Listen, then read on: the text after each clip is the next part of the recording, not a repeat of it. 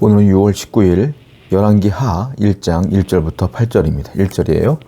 아합이 죽은 후에 모압이 이스라엘을 배반하였더라. 이제 북이스라엘의 아합 왕이 죽습니다. 그랬더니 북이스라엘과 굉장히 친했던 나라 가운데 모압이 있었는데요. 모압이 아합이 죽었다는 얘기를 듣고 이스라엘을 배반합니다. 그러니까 국력이요, 아합이 죽자마자 굉장히 쇠해지는 겁니다. 북이스라엘이. 그리고 다른 나라들도 아합이 죽었다는 얘기를 듣고 더 이상 이스라엘 땅을 두려워하지 않아요. 그래서 이스라엘은 지금 사면초가에 빠지게 됩니다. 많은 나라들이 이제 북이스라엘을 두려워하지 아니하고 북이스라엘을 침범할 준비만 하고 있는 거죠. 이제 이스라엘 땅에는 희망이 없어 보이는 것 같아요. 북이스라엘 땅에는. 왕이 죽었기 때문에 그렇습니다. 그런데 또 다른 희망이 있는데 아합 왕이 죽었다는 게 희망이에요. 겉으로 볼 때, 현실적으로 볼 때는 북이스라엘이 망해가고 있고요. 그리고 현실적으로 모압이 배반하고 다른 나라들이 이제 공격을 하려고 준비하는 과정이 있기 때문에 북이스라엘 땅은 이제는 좀 희망이 없어 보이잖아요. 그런데 희망이 있는 거예요. 아합이 죽었다는 것. 악한 왕 아합이 죽었다는데 또 다른 소망과 희망이 있는 거예요. 여러분, 우리의 인생은요, 절망이 있는 듯 하지만 절망 속에 희망이 있어요. 어려움이 있는 것 같지만 그 어려움 속에도 하나님이 심어 놓으신 소망이 있는 거예요. 성도는요, 어떻게 현실을 이길 수 있냐면 현실 자체를 보는 것이 아니라 현실 속에 숨어져 있는 소망과 희망을 발견하는 분들이 현실을 이겨낼 수가 있는 것입니다. 오늘도 하나님께서 우리에게 주실 희망과 소망을 붙들고 살아가시기를 축원드립니다. 2절이에요. 아하시아가 사마리아에 있는 그의 다락 난간에서 떨어져 병들매 사자를 보내며 그들에게 이르되 가서 에그론의 신 바알세붑에게 이 병이 낫겠나 물어보라 하니라. 아합 왕이 죽고 아합의 아들이었던 아하시아가 북이스라엘의 왕이 되어지는데요. 이제는 그 아하시아 왕도 쇠해집니다. 왜냐하면 우연한 사고를 당해요. 다락 난간에서 그가 떨어졌어요. 낙상 사고를 당하는 건데 단순히 넘어진 게 아니라 다락에서 떨어진 거예요. 이게요, 어떻게 보면 죽을 수 있는 상황인 겁니다. 높은 데서 떨어졌기 때문에.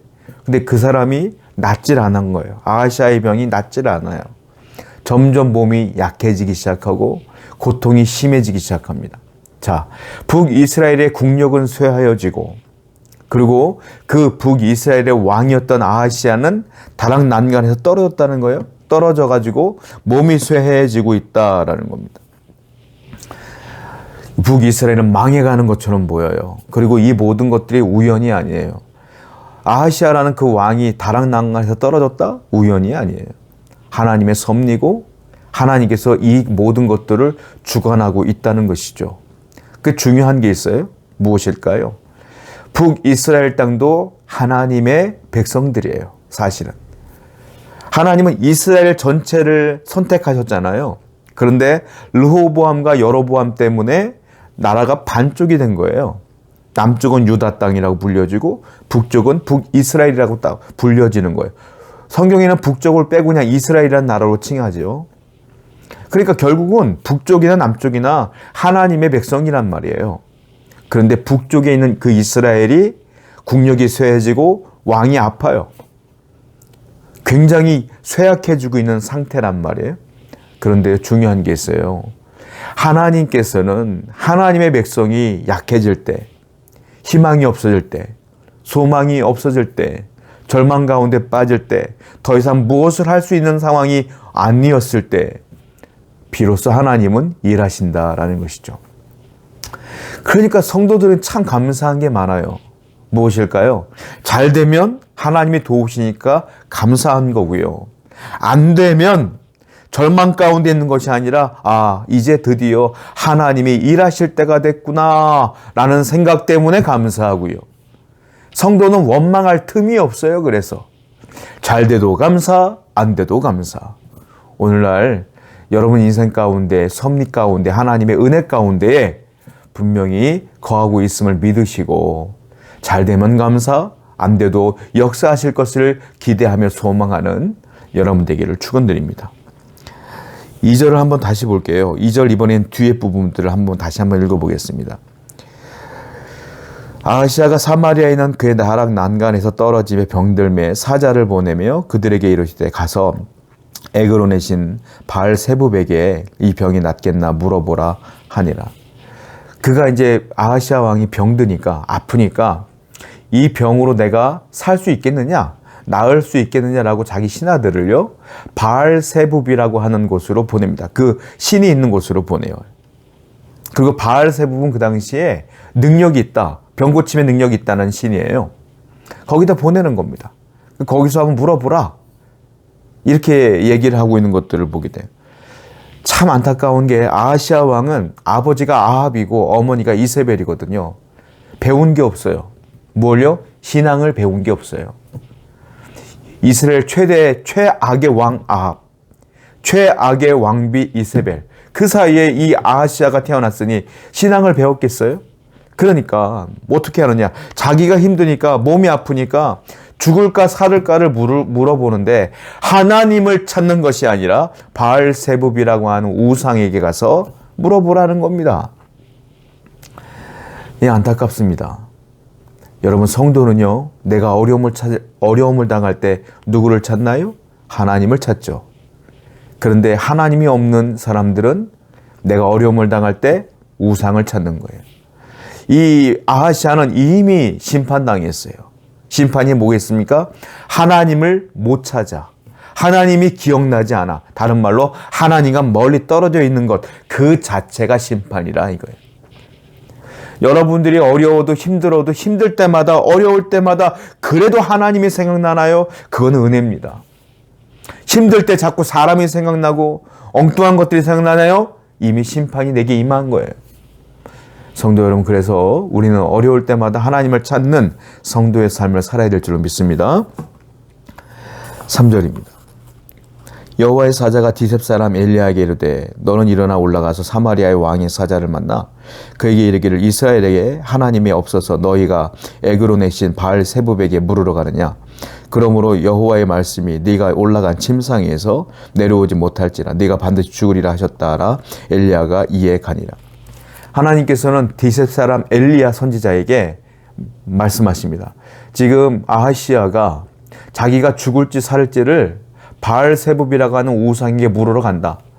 넌 빨리 올라가서 신하들을 만나서 내가 말한 두 가지를 전해라 라고 말했는데, 첫 번째는 우상에 대한 질책이에요. 너 왜 나 안 찾고 바알세붑을 찾아가? 라고 엘리야가 그 신하들을 만나서 질책하는 장면이 나와요. 또 하나는 뭐라고 말하냐면, 그 아하시아는 이 사건을 통해서 살지 못하고 죽을 것이다 라고 전하라고 말씀하십니다. 그래서 엘리야는 그 신하들에게, 아하시아의 신하들에게 그대로 전하여 네 왕은 죽을 것이다 라고 말하고 있는 거예요. 참 안타깝습니다. 여러분, 아하시아가 하나님을 떠났더니 지금 하나님이 임재하신 거예요. 그러니까 그의 신하들을 만나신 거잖아요. 엘리야를 통하여. 그리고 말씀을 전해주셨어요. 두 가지. 왜 우상 섬기냐? 두 번째, 너 죽을 거야. 이거. 하나님을 떠난 사람들이 하나님을 만나는 것은 심판이에요, 여러분. 하나님과 멀어져 있는 사람이 하나님 말씀을 듣는 건 거의 다 심판이에요. 근데 감사한 건 하나님과 함께 하는 자들에게 하나님이 임하시는 건 은혜예요. 그건 구원이에요. 그거는 회복입니다. 엄청난 차이예요. 똑같은 하나님이지만, 똑같은 말씀이지만 어떤 얘기는 심판이고 어떤 얘기는 구원이요 회복이다. 성도 여러분, 그러므로 우리는 이 생명이 있는 동안에 하나님을 늘 찾으며 그분을 붙들며 그분과 함께하며 그분을 믿으며 그분을 섬기는 자가 되어야 된다는 거죠. 그럴 때 그 말씀이 내게 은혜가 되고 구원이 되고 회복이 된다는 거예요. 그런데 하나님을 떠나고 우상을 섬기며 하나님과 멀어져 있는 자들에게 하나님의 말씀은 심판이라. 오늘도 항상 하나님 곁에 머물러 사시는 여러분 되기를 축원드립니다. 5절에 사자들이 왕에게 돌아오니 왕이 그들에게 이르되 너희는 어찌하여 돌아왔느냐 하니 그들이 말하되 한 사람이 올라와서 우리를 만나 이르되 너희는 너희를 보낸 왕에게로 돌아가서 그에게 고하기를 여호와의 말씀이 이스라엘에 하나님이 없어서 네가 에그론의 신 바알세붑에게 물으려 보내느냐 그러므로 네가 올라간 침상에서 내려오지 못할지라 네가 반드시 죽으리라 하셨다라 하더이라.